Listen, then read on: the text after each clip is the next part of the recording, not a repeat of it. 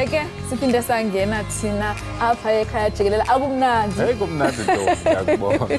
Bukele kanti ke ngoku singena kwi-ire yethu yokugqibela yenkqubo. Oko ke kuthetha ukuba sele sikhabela ngqo ezimpondweni. Ngalawo ke ndithi sibethe luguduka. Sekwamkeleke uba usanda ukungena sibambe emsileni. Igama lam nguNadia Dambuza kanti ndihambi ndedwa. Ndihamba naye kaloku inzwana uNiya Yebo, sekakhona Nadia njengokubetshilo ke uxa wam ndinguliye Ekhaya vumisa mna ngoku ke mbukeli sele ke sisikhabela ke ezipalini kodwa ke ngaphambi kokuba sandule ke sichwechwele ngasemnyango lindela kule yure okuninzi kuquka udliwano-ndlebe nombhali wencwadi ethi A Seed Became a Forest ngokuqinisekileyo ufuna uphoswa apho kodwa ke okwangoku masike sijonge ezihamba phambili kule yure.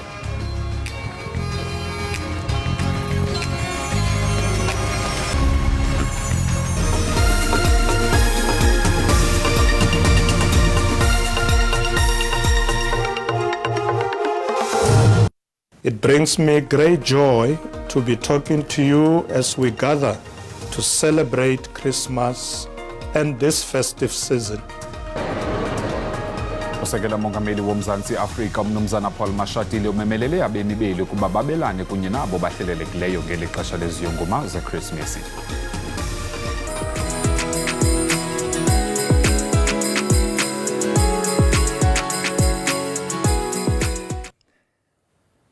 Sekela mongameli womzantsi Afrika umnumzana Paul Mashatile umemelele abemi beli ukuba babelane kunye nabo bahlelelekileyo ngeli xesha leziyunguma zeKrismesi nanjengoko bebaninzi abemi beli abangathathi ntweni nezinga lentswela-ngqesho kweli liphezulu. Oku kudala ukuba abantu abaninzi balale bengafumananga nto esiwa phantsi kwempumlo.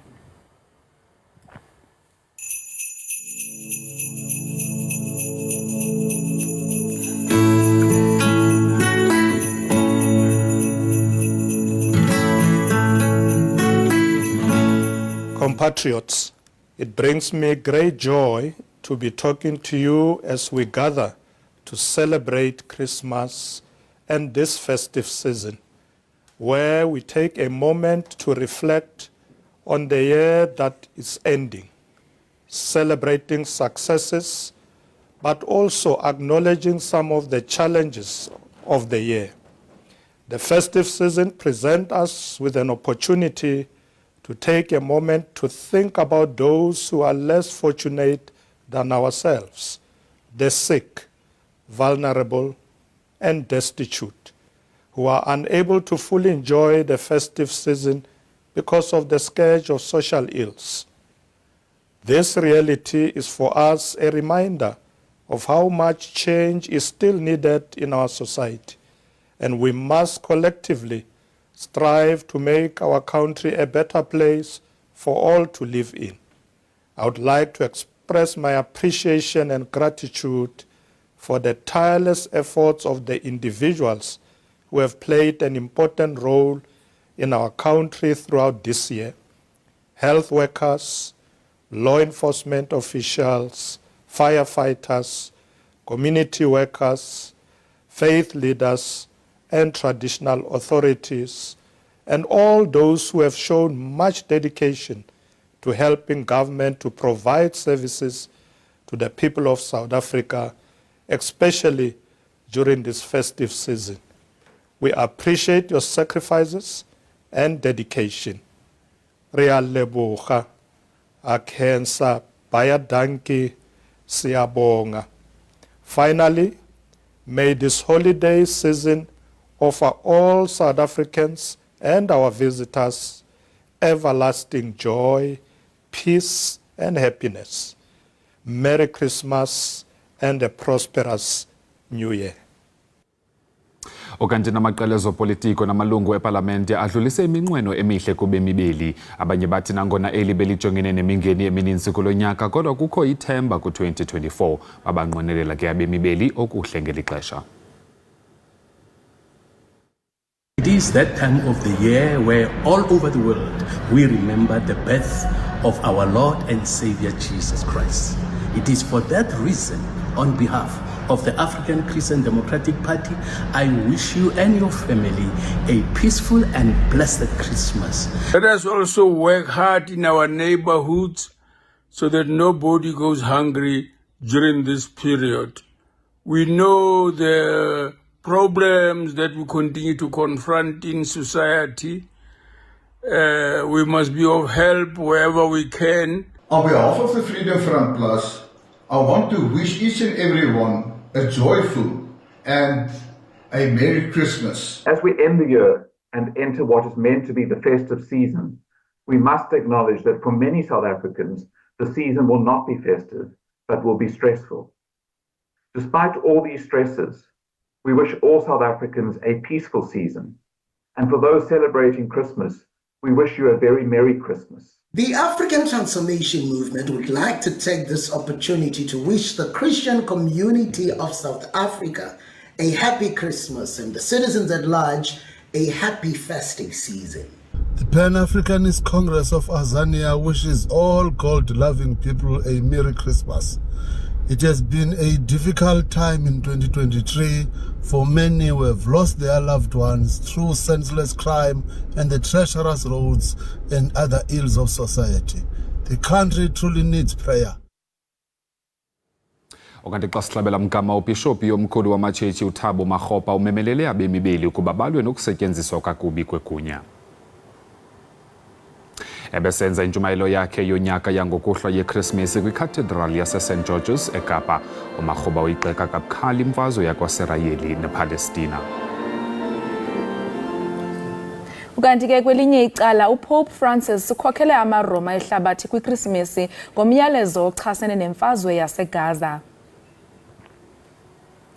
uFrancis uye wongamela umthendeleko wangaphambi kweKrismesi eSt Peter's Basilica esithi lemfazwe imbi kangaka eqhubeka apho kwazalelwa khona uYesu. Okanti amapolisa bambi abantu ababalelwa kwi-75,000 ngezenzo zolwaphulo-mthetho kususela ngo-Oktoba. Oku kuvakaliswe ngumphathiswa wezamapolisa uMnumzana Jikelele ngethuba ethetha namajelo eendaba kwisango elihlawulelwayo i-Oribi ePort Shepstone KwaZulu-Natal. uMnumzana Jikelele bekhokhela iphulo lovalo-mgaqo kuhlolwa abaqhubi kukwaqoqwa nezithuthi. Phakathi kwaba bantu babanjiweyo abangaphaya kwe-17,000 babanjelwe ukuthengisa utywala ngokungekho mthethweni. Since 15th October to date, police have arrested over 75,000 suspects for various crimes. This includes 560 murder suspects. 604 suspects have been charged with attempted murder and 470 rape suspects have been taken off our streets. 6,700 assault GPV suspects, GPA suspects, and almost 5,000 alleged assaulters have been arrested for common assault. 408 suspects who tried to break into business properties have been arrested. 561 people found in possession of firearms and ammunition are also behind bars. During this time, over 11,000 undocumented individuals have been arrested in efforts to deport them out of the country. While it is appreciated that the festive season is a time for enjoyment and festivities, it remains very alarming that some motorists still choose to drink and drive. Police have arrested 4,488 drunk drivers since the 15th of October. Since the start of December to the 22 of December, 2,500 people have been arrested for public drinking across the country. We are giving a stern warning to those who are stubbornly opting to trade liquor illegally, that their liquor establishment will be shut down and the liquor will be confiscated as the owners of those establishments will be arrested. Uyalawuleka wona mlilo mkhulu kumazantsi esiqithi saseKapa, nangona kunjalo lo mlilo ogqugqise eSimonstown unganwenwa ngenxa yomoya omandla olindelekileyo. Ukanti abacimi mlilo eKapa nemibutho efana nevolunteer Wildfire Services bachophe ezithendeni belindele unongekehli. Indawo yabucala etheqelele ngekilomitha ezivisayo ukusuka kwisango lomyezo weNtabetafile ibiyenye bigutyungelwe ngamalangatye omlilo. kwenziwe amatiletile akhawulezileyo kambe kuthintela unweno nenenene kede wabe uyalawuleka umlilo iphulo eliza kutsho njalo nakwezinsuku zizayo. As the wind increases and if we don't have rain for a while, the vegetation dries out, and then all you need is one irresponsible act by a person, because all fires start from the activity of humans, and then you have this kind of chaos. We're lucky when there's no lives lost and no damage to property, but we won't always be lucky. Amazantsi epeninsula anamaxethuka abangela kubenzima ukulwa umlilo. Kulinye icala umoya obhudlayo unabisa ngesantya imililo efana nale. Bazimhlopheke abahlali balomandla ukuba leliphi inyathelo lokuqala besakubona umsi uthukuza. You think that the fire department is going to be able to stand in the way, and it's just too big. So they spend a lot of time just trying to control the direction, but they can't, at that size, they can't put the fire out. It's just too big. So it's very much around about controlling the situation and making sure everyone is safe, but it's really scary. Zinhlanu izicimamlilo ezifumene umonzakalo ongephi logama kungekho mzi okanye mpahla ithe yachaphazeleka ngumlilo. Bayabongozwa ke abantu baqaphele xa besebenza ngomlilo nanjengoko uninzi lwayo iqalwa kungakhathali kwabantu. Ukanti ke xa sijonga kwezamazwe ngamazwe sokhumbuze ke mbukelo kokuba njengoko ke ilixesha leziyunguma kubhanyabhanya ke yaye kukho mbejembeje kulo lonke elaseRussia. Masibone.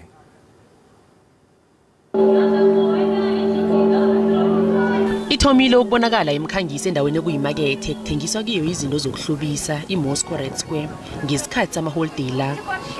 Njengombana umzimkhulu wenarha yeRussia ulungiselela iminyanya yokugidinga umnyaka omutsha. Ilanga likanibejara eRussia ngiyo iholiday eqhakathekileko nanyana amakholwa abuye goda gidinge nangomhla ka7 kuTjhirhweni. Kanti godi ngesikhathi lesomnyaka zinengi indawo zemidlalo yokuchitshiriza ehwabeni ebizwa nge-ice skating. Kuthe kulu ukuzidlula zonke kube yi-VDNKH Exhibition of Achievements of the National Economy nekuyindawo ethandwa kakhulu zimvakatshi. Nanyana kuhagela umoya wamaholiday nje eMoscow kodwana ipi yombanga esahlele eUkraine ayisuke emqabangeni wabantu abaningi beRussia khulukhulu labo inini zabo eziyingcenye yamajoni asepinle. Endabeni ze-SABC ngingudlozi Mnisi. Bukele kaloku njengoba besitshilo imini enkulu namhlanje imini yeChristmas kanti ke abanye bayaphuma baye ezicaweni abanye basaye ezidolophini njalo njalo. Rhabula ke nalo qikelelo lwemozulu.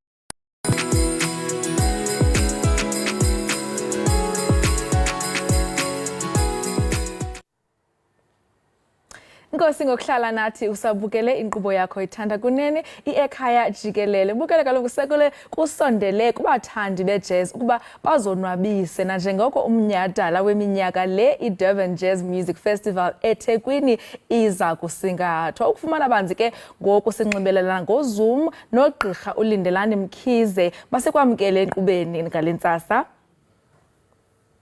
Molweni, Merry Christmas to you and everyone watching and listening to you right now. Gqirha masiqale sidlulisa amazwi ovelwano ngokudlula emhlabeni kuka Eric Moyo nobelilungu le Joyous Celebration. Yebo, enkosi siyabulela kubhlungu, we are recovering. Yesterday the body went home to Zimbabwe and the funeral will be tomorrow in Zimbabwe. Thank you for all the messages of support. Siwatholile siwazile asiduduzile. Siyabulela ngenkosi kakhulu. Kunjalo. Ngoku ke sithetha ngeDurban Jazz Festival. Sicela sichazele ukuba yintoni abathandi nabalandeli bejazz abanokuyilindela kulo nyaka.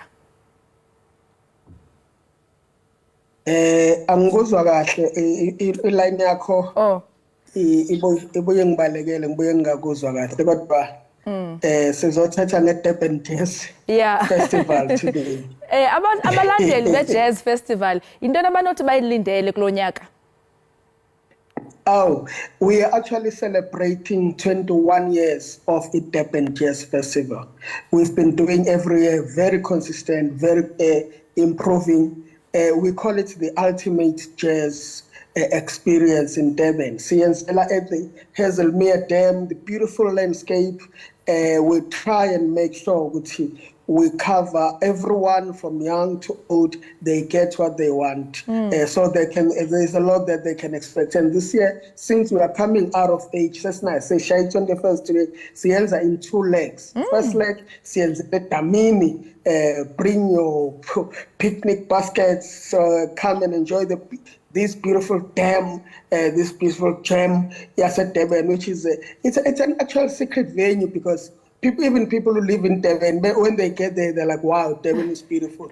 That is the first leg happening tomorrow on what we call Boxing Day. And then we are upgrading this year. For those who really want to sit down, listen to good, beautiful music, Ulo Zolo, Sianaboge ICC, so that they can then sit down and get it. So we both have the outdoor, which is 26, and the indoor, which is the 27th of December. Different artists, different musicians.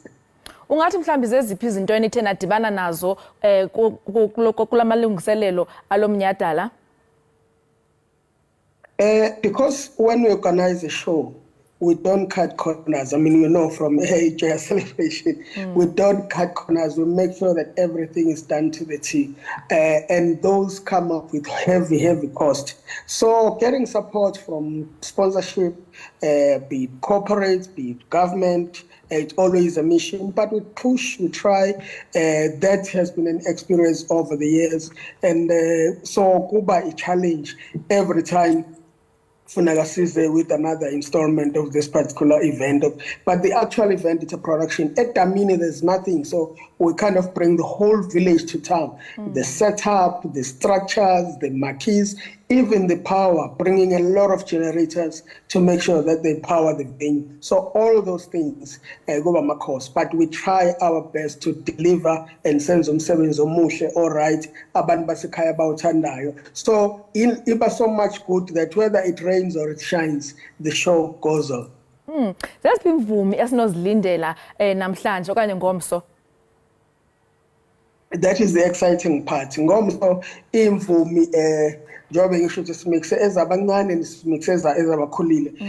Sinabo Jimmy Dludlu abasilandela umusic omnice we-jazz, sinabo Brenda Mtambo eDamini, and on Saturday, on day after nge-27 sinemvume njengabo Mandis Junkies othandwa kakhulu these days, and then abathanda kakhulu jazz serious sinabo Nduduzo Makhathini. The list is very long and endless. Abo Hot Sticks Mabusa, abo Lwandle Nkulu. It's really a nice combination yemvumi. Abantu ke abathi bafuna ukuya kulomnyhadala ngaba mhlambi kuqalwa ngabani ixesha ngomso? Ngiqale nje ukuthi ama-ticket asatholakala web-ticket or pick and pay engakini.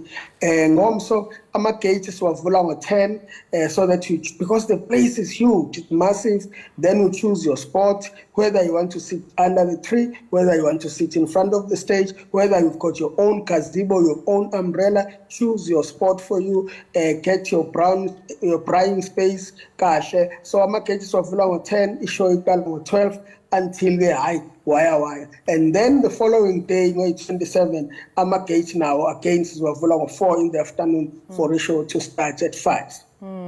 Khabazelo ngathi akhona mhlambi amapolisa azabe ekhona ukuqinisekisa ba abantu bakhuselekile. Le show siyenza sihlanganise neinhlanga zonke ze safety and security and with again with disaster in case kuba khona nokurong okwenzakalayo, they are there, they are ready. So amaphoyisa umgwaqo basuke khona making sure it used to have a lot of traffic, but now sesenza show sekuyafloweka sekuyahambeka kuyongena edamini. So traffic cops are there to point you, look at the arrows, check the directions abakhona, and then SAPS nayo ibakhona to make sure ukuthi yonke into ihamba kahle, and of course our own very private security nayo, so in taking care of you ngaphakathi, and marshals ke assist ngokupakisa imoto. So on the safety side, we've never had an incident in the 21 years we've been doing this event, because we make sure that the security is always on point. But again, it's more about the fun, more about the experience, it's more about having a good time.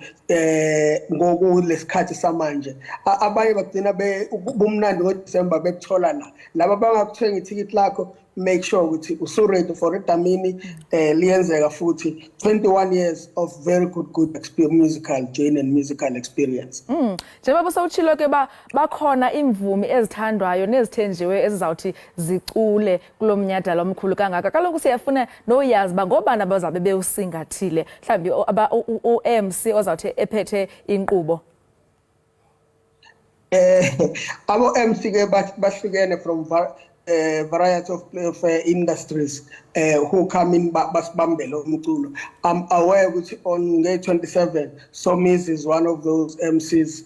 ICC, Ksasa, about MC abaziwayo who are called the influencers, people like about Tas, Melane, and the list of MCs is endless. I mean, for a show that takes 12 to 16 hours, so we keep changing the different MCs about run the show throughout, because the list is very long of artists who are participating as well. Ungathi mhlambi abangaphi abantu abasele bewathengile amatikiti? Ungakalithenga uzosala ngaphandle. Tickets are flying, tickets are moving out. Mhlawumbe ngichaze ukuthi we have different sections. We have a golden circle, laba bakwazi ukuhlala phambi kwestage, yonke into ibalula. We've also added the area yabo befuna beka amagazebo, befuna in case the sun is too much, bekwazi ukuprotect laba golden circle. Also, we have what we call a silver circle, which is right behind the golden circle. But since the venue is a nice landscape, it's like an arena. So noma ngabe uhleli kuphi uyakwazi ukubona. And then at the back, we've got what we call general. Now, you're still a very good view of the stage, but you're able to still put your umbrellas, your gazebo, your prize stands as well.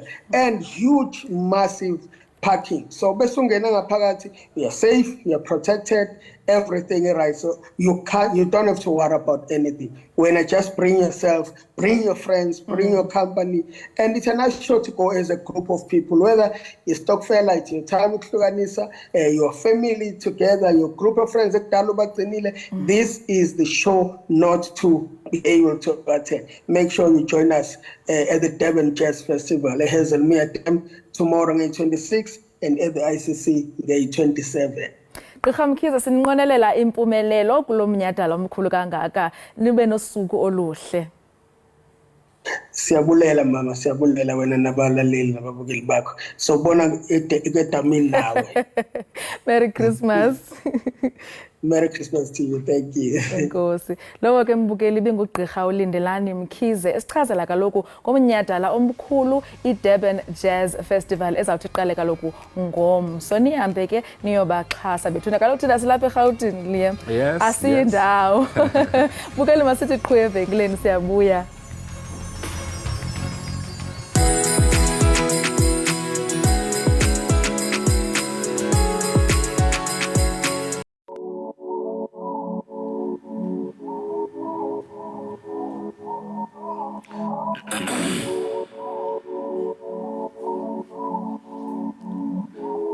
Sabela uyabizwa abanye bakushayela ihlomba bawazi umthwalo uthwele ngalo ubugebengu obudlangile imfishane ingalo yomthetho oyiphulile inhliziyo akaboshwa ngani sonke sinayo umuntu esizibuzayo ukuthi kodwa ngiyombonga ngani ngona kube ngiyazi phambili noma ngingafika kamuva nami ngizosina nami ngizobukwa kodwa ungenzi ngoba ufuna ukubukwa zenzele wena vele bazokubuka imicabango yami ifunde yagogoda mina nginokucabangela omunye umuntu ningayiphathi ikhala esikoleni mina yami ingqondo ngangena nayo inamandla ingqondo ngendlela ecabanga ngayo imelwa inhliziyo baba ngicela ungipha amandla ngiphumelele sebejike bangabaza amandla akho bathi ngeke ngiphumelele emva kwakho konke okubi mina ngifuna ukubenzela konke okuhle ngowakha ngikwazi ukubuyisela okubi ngokubi okubi nje sewenze konke okuhle kwabanye bamubi kulvindi phambili kugcwele inkungu kuyokhanya ngelinye ilanga kwashusiya ntuli.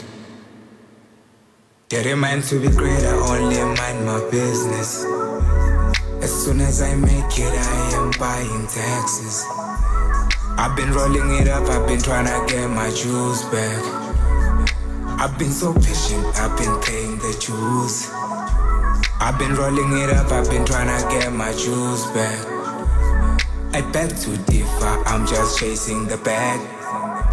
Not my friend if you're doing that behind my back. Yeni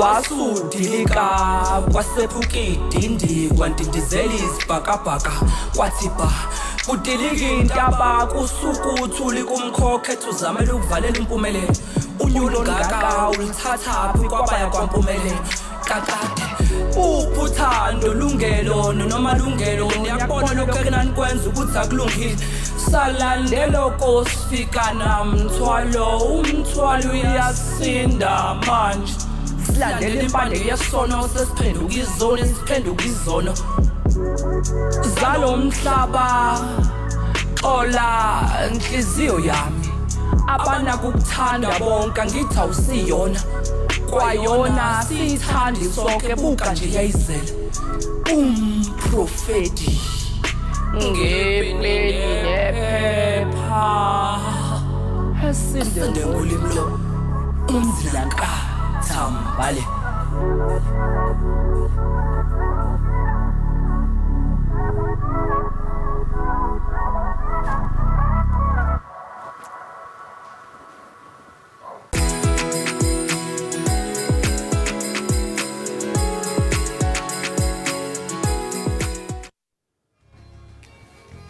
Siphinde sikwamkele mbukeli we-Ekhaya Jikelele usasibukele ke apha ke ku-SABC le hayi kwakunye ke nakwi-SABC Plus enkosi kakhulu ke ngokuhlala kwakunye nathi Nadia lelo xesha lifikile lelo xesha lokuba ke sijonge ke ezithe tshitshilili phana ke kumakhasi onxibelelwano X Trends sizawukhe siqale ke ngomba kangizwe mchunu wena ke Nadia ukhona ke ungizwe mncunu #ngizwe uyatrenda phana okanye ke yesibini ngu#BaitBridge nayo ke iyatrenda wayesakuba ngumsasazi ke woKhozi FM ungizwe mchunu ujike wasuka ekubeni sisithandwa sabalandeli bakhe emva kokwenza intetho yobuhlanga kumaqonga onxibelelwano ngenkokheli ye-Economic Freedom Fighters uJulius Malema kunye nombutho wakhe. Kwividiyo yakhe ke jikeleza kumakhasi onxibelelwano umchunu ugxeke amazwi kaMalema ngamabhokobhoko esithi lo kaMalema angalibeki KwaZulu Natal.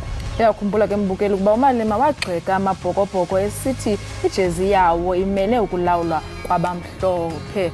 Yaye Nadia ndiyakhumbula ndiyibukela la video yakhe ungizwe inkokheli yamabhinqa esithi into kokubana angalibeki tu angalibeki nje konke uJulius Malema phana ke kwaZulu Natal kuba kaloku usibuyisela kucalucalulo esitsho kambe uJulius Malema yini into kokubana ilogo le yeSpringboks ibonakalisa into kokubana i-apartheid sisekula nkqubo yocalucalulo kodwa ke ndiyafuna uba ke sijonge into yoba wena mbukeli uhlomule wathini na kambe phana ke kumakhasi onxibelelwano. Masijonge yokuqala wona Nadia nanko uAmos Tabane esithi ke tribalism was defeated in 1912 in Bloemfontein when our forefathers met and set the tone for a united SA vision.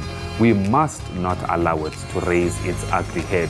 It's like highly flammable substance waiting for a heat.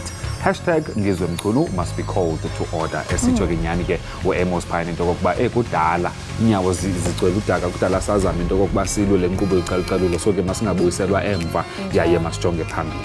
Sikhangela ulandelayo uthini?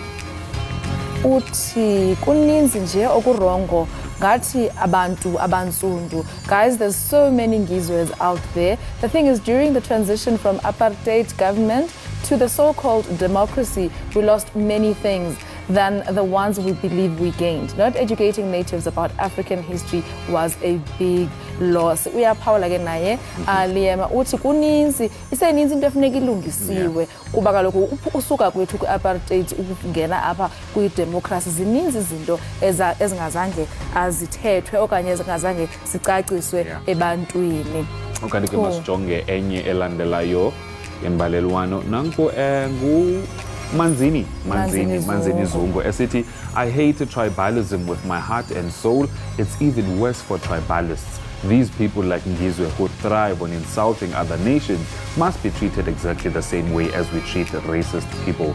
Being tribalistic equals being racist. I'm a very proud Zulu traditionalist and the mother of my kids is proudly Umxhosa, and it's the best thing ever. We are raising the most beautiful family. Manzini ke wena Nadia uyathi into kokuba yazi eyona nto ebalulekileyo ebomini kokuba samkelane yaye sibumbane simanyane singabantu balapha ke eMzantsi Afrika ingakumbi kweli xesha lanamhlanje. Noxa wena sibona into kokuba sisuka kumazwe ngamazwe okanye kwizizwe ngezizwe bakhona amaXhosa bakhona amaZulu kodwa manyano phambili. Sijonge elandelayo sijonga ke uHashtag Bait Bridge. Imoto zandile kumda weBait Bridge ngeli xesha leziyunguma. Umphathiswa wezokhenketho eZimbabwe uBarbara Rhodes uthe iZimbabwe iza kuthetha-thethana noMzantsi Afrika ukukhawulezisa inkqubo yabahambi phakathi kwala mazwe babini. Okanti ke namagosa akweli onyanzeliso lomthetho wendlela abekwe kwindlela ezinkulu kunye nezinye iindawo ezibalulekileyo ukujonga nokulawula ukuhamba kwezithuthi. Ngoku ke masijonge imbalelwano zakho into kokuba uhlomle wathini na phana ke ku-hashtag Bait Bridge. Nanku @Khotso2 uthi if they start living in small increments around October and come back end of Feb, that never face traffic at these borders. Uthi kanqala uhamba pha ngo-October ningahambi nonke ngo-December because nihamba niyoqinana phana ezindleleni. At least ke naxa nibuya futhi niqinisese into kokuba nibuya pha ngo-Feb, ningabuyi nonke ngoJanuwari kusathe phithi ezindleleni. Kuphangelwe nini Khotso? Chuba sijonge elandelayo mbukeli. Uthi ke to by any means keep the congestion as it is, no pressure. Follow all the lawfully processes at a reasonable pace. Uthi ke na ke makungafakwi pressure abantu mabalandele umthetho kuhanjwe kakuhle ngendlela bathi chu bangancami kwabona kwenza into abana yonke into izohamba ngendlela. Ngiyayibona ndiyenzileyo pha indlela bahambe ngendlela. Masijonge imbalelwano yokugqibela phana ke ku-X nanku u@Mbuso0 esithi I've never seen this behavior through to Lesotho and Swaziland border. Goods buying and transportation laws must be changed. Ngiyacinga into kokuba uKelvin phana ungqina enqisha ke kambi into kokubana yena kazange wayibona le nto le ngoba kaloku xa kuthengwa izinto abantu abaqhubi bayaqinisekisa into babona balandela ke indlela. Kodwa ke Nadia ngaphambi kokuba sevenkile ndiyafuna ubuza kuwe wena endleleni ubone kuhanjwa njani? Nini namhlanje bekuphithizela ngendlela bendothukile futhi hayi abantu bayaphi entsweni kangangeChristmas. Ndothukile kakhulu kuyaphithizela ezindleleni kodwa ke mbukeli siyanicebisa baniqhube kaloku ngononophelo ningayi ngamandla ningancami. Awukangoku masikhabe sithuba umntana evenkileni xa sibuya indaba zaqhubeleka.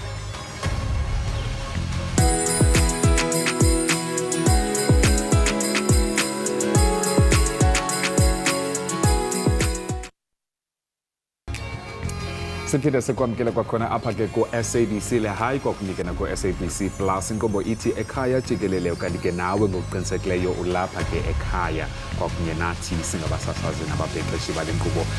Nadia sitshilo sathi sikumfutho weChristmas yaye abantu bathe bhazalala ngokuqinisekileyo. Tyhini ndithe xa ndisithi ndwendwela kwivenkile izolo ndafumanisa into yokokuba iilayini zigcwele ngabantu bayaqokelela lento ezilayini ezigcweleyo andisifumenanga kwamna into ebendizifuna ndiphume ndizishota ngoku ndinexhala uba ndizawufika ndenze njani endlini ngoba into zam ziyashota kodwa kuzawudibanisa apho udibanisa khona isaladi mazilungu njengobetshile ushefu basebenzisa le nto unayo izawuphuma sathetha kananjalo ke kwakunye ngoshefu njalo besinaye ke ushefu apha enkqubeni hey waqonda ubunadia mntakaba uzawuthi ndazisikela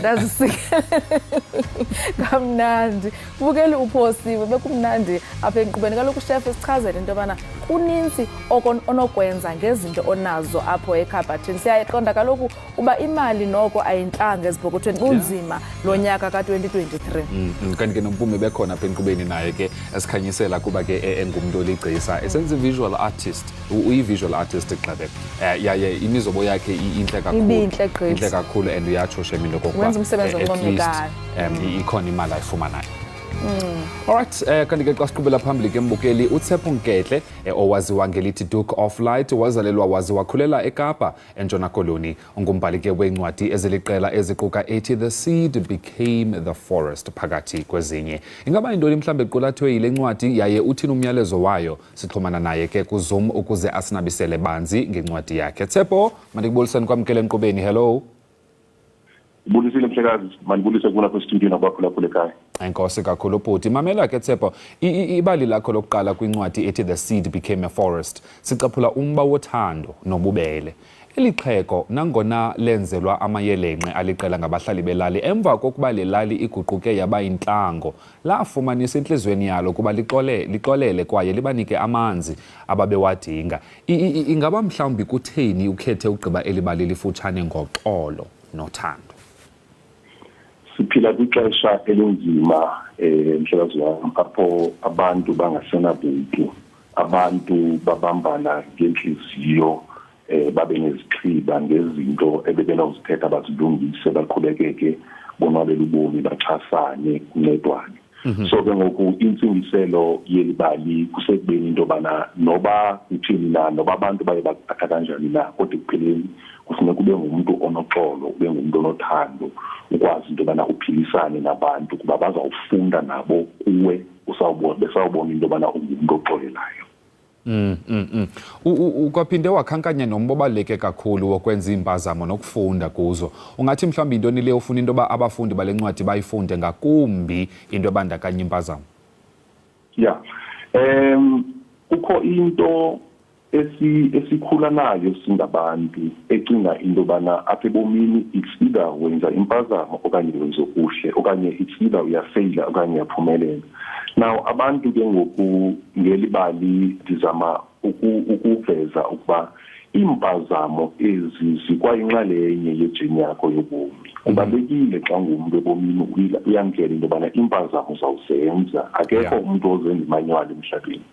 Ukwenza eza mpazamo zakho ke ngoku kulapho uyifunde khona uyikhule khona kuba kula ngomshiwo into yobana nendlela empumelelweni ine-failures ezininzi wenza impazamo. Sometimes ziba zimpazamo ezimbi, sometimes ziba zimpazamo ezikhulisayo kodwa zonke ezo mpazamo zimpazamo ekufuneka uzenzile apha ebomini ukuze uyofikelela kule ndawo ufuna ukufikelela kuyo. Ndinomdla wokwazi Tshepo, ingaba mhlawumbi ungathi ikhona into apha kuwe as uTshepo ongathi uyicaphulile ekwenzeni into kokuba ubhale ngolu hlobo yaye ubhale ngempazamo? Yeah, ngingomnye wabantu abenze impazamo ezininzi ebomini kwijeni yam as i-publisher. Ndifeyile kaninzi uqala kwami i-publishing company yam ndarejectwa zii-publishers ezininzi, more than 37 publishers. Besithi incwadi yami yokuqala ayikho good enough. Now ndadecided into yobana ndizoziphablishela but nalapho ndenza impazamo ezininzi apho ndabuza imali eninzi ndimane ndibhatala abantu abahlukeneyo babayincede and then eventually from ezo mpazamo kulapho nam ndiye ndafunda khona ebomini into yobana tyhini kanti zonke izinto bezisenzeka bezimthatha zilungisa zinkokelela for into yobana ndizofika kule ndawo endikuyo ngoku ebomini. nakubomi bami ke ubupersonal ngenze impazamo ezininzi ngisakhula but zonke xa ndibuya umva ndijonga nje ngifumaniseka into yobana uba ibingezizwe ezampazamo mhlawumbe ngengekho lapha kum. So I owe so much to the mistakes endiye ndazenze ebomini ukuze ndibe ndawo ndikuyo namhlanje. Ukuvuma xa wenze impazamo ngeyona nto ebalulekileyo ngxatsho Tshepo kuloo nto leyo. Uyayazi ke nawe Tshepo into yokokuba kukho imixholo emininzi encwadini. Ingaba mhlawumbi ungathi zeziphi imvakalelo ofuna into abafundi bakho babe nazo ngeli xesha mhlawumbi xa sithi xa befunda le ncwadi yakho? Yeah. So i-title yale ncwadi ithi when conditions were met the seed became a forest. Now the process of iguqulelo esiXhoseni ke izawuthi ithi the title ithi xa umhlaba uvundile imbewu iba lihlathi.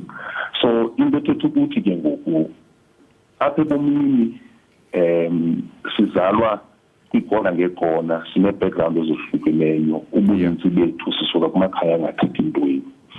Now loo nto leyo ke ngoku siye sithi xa sikhulayo ngenxa kwe-environment esikhulele kuzo sizidelele sizijongele phantsi ne-community sijongele phantsi ngenxa ye-background yethu sibe singayazi thina uba ngaphakathi kuthi kukho imbewu. In fact thina siyimbewu elindele nje into yobana umhlaba mawuvunde, elindele into yobana iziganeko maziyondelelane ukuze le mbewu elapha kuwe ize ibe lihlathi. Now ke ngoku kwelinye lamabali ke ngoku ndingena deep kuloo nto about ibali lembewu eyayihambe isiwa ibetheka ivuthuzwa ngumoya yade eventually yayonyathelwa inkomo yatshona phantsi komhlaba. Imali izisola ke imali ibuza uba Thixo ndenze ntoni, but eventually after zonke ezo nkqwithelo izorealize xa ibona iphuma ingcambu uba thina hayi man yonke le process iprocess ibinta le nto yobana mandihambe ndibetheke ndizofikelela kule ndawo ndifikelele kuyo ngoku ikwazi into yobana le nkomo xa idlule ndiyathele nditshone. Nalamanzi mayindikhala uba imvula ethini soloko inethe kanti la imvula bekunyanzelekile inethe ukwenzela iingcambu zam zizophuma. Le mbewu ke ngoku yakhula yakwazi into yobana ibe neziqhamo, ezaziqhamo nazo zanembewu yazo eventually laa mbewu yaba lihlathi. Tshepo mahle kakhulu lo mazwi lawo yaye acwengile. Qabaqaba nje ngenxa yexesha abantu abanomdla wokufumana le ncwadi bakufumana phi? Alright, incwadi iyafumaneka e-exclusive books. Uye nebikhona i-branch ucela the seed became a forest kaTshepo uba abanayo bazakodela. Iyafumaneka incwadi kum ndikhona ku-social media the Duke of Light okanye Tshepo Nketle ku-Facebook naku-Instagram okanye ungastrokela i-email ku-info@lesedihouse.com. Alright, enkosi kakhulu ke Tshepo ngexesha lakho. Ngamakumhlekazi. Lowo ke mbukeli nguTshepo Nketle umbhali wencwadi ethi The Seed Became the Forest. Sinabisela banzi ke ngencwadi yakhe kanti ke ngalo ke elo Nadia sifikelele esipheleni sale inkqubo yanamhlanje ekhethekileyo yeChristmas. Ndiyacinga into kokuba ukusuke lapha ukuya phambili ndizawuhamba nam ndiyoba neChristmas emyoli. Nakam kanjalo. Nani ke babukeli emakhaya nibe neChristmas emyoli emnandi. Siyanithanda kakhulu kodwa ke asinishini nodwa. Ukhona kaloku umzila nkatha umile pha uzasenzela kamandi. Start mzila. Weslindo. Ulizwi nezinyanya abakhuluma nami. Yebo ngizwile ngingeja indlebe yami yachichima. Sanibonani kwelisha lana kukhala izinyoni kusekusehen libune likambunda sibhekile ngisabathe ngiyayinisela lembali phela insebezelanga ayifinyeleli kuyona angithi sengamelwe yife limnyama ama-Afrika salivele lahlome emini libe lisabela umkhokha kwase kushaya unyazi phakathi komabona sasesidungaza engabe sabona lapho esiyakhona isigaba oqala benhlwayelo kodwa sesivuna insalela wasubabaza umfula amanzi ngathi abonjwana encomele ngizama ukulalela kahle ngizala amaphimbo ngendlebe yami yesonxele phela labantu ngathi bakude buqamamalena komabona kude behleli ngaphansi kwehlahla ehlelweni sobukhosi bebona bengamakhosi beshaya umlozi bebukulozolo bethi lala isiphaza sokwengula ngathi okuzayo kuumnyezana ngizama ukulalela kahle ngizwa lamaphimbo ngendlebe yami yesokudla sengizwa kuqhumisa maye babo kwaqhuma amabhaluki indonga ngathi iJericho leli kambe nayo ibangulaka ngithi kujabula wena konja nesibhakabhake nubukalelanga belesemhlabeni angithi siyophelela emaweni ngizama ukulalela kahle ngizwa lamaphimbo ngendlebe zami zombili sengizwa kuqhuma insimbi emadlebeni nami engabe sekuyikho ukukhala kwecilongo yathi heqe inhliziyo yami ngathi ikhona sehleze ephethe ihamula nesipikiri lokeshayela nje Mvelinqangi ngiyazi sabunjwa ngomfandikiso wakho baba mase kuwe ngithi shwele kodwa mangisuwena sacela ukuthi uzame nje kungithumelela inyanya ngoba abanye sebengale ngaphesheya mhlapa bona bawuzama ubageqela amagula bebatshele kangcono ngobhubha komhlaba kodwa kumina sengicela ukuthi nje befike ngamaphupho mhlapa bayongilayela lapho kwaqedwe khona impande yesono ngoba sekuhluma isono manje singama-Afrika bese ngiphetha kodwa kuyomele ngisho lokho ubugiqigiqi inkukhu ephethe uphenyane ngikhumbula uNoah sengithi amakhasi azothi sobhubha ngumlilo kodwa sesibhubha izifo edalwa abantu shuso sohamba ngesandla sabantu nini mandla wonke baba ngelami lakhe ngacimi nasezivumvungweni ngisacela ukuthi usikhansele kule ndlela ebumnyama sisize simnyama esazoyihamba usiphebezelele life lesengamele ngesandla sakhe simnene yeyingwasekhohlwa nenkembe yakho usigenxele wonke amahlathi lapho esihamba khona kube ishashalazi phela lo mhlaba esiphila kuso uyasonga nabasimelayo sebesongela amasongo ngasigonyela kanti ubani osale khonye la uma Jikelele eduze njengebhayisikili uma kubhayizini ungambhayizeli uzokudonsa ngogesi wemisho bekhala ngoisho unxantathu ibhodwe lesintu engenankintsho umhubhu umhlambe lezizi njengathola umthangala indangale basazomangala umprofiti ngepeni nephepha esinde ngolimi lo umzila nkatha mbhale asibonge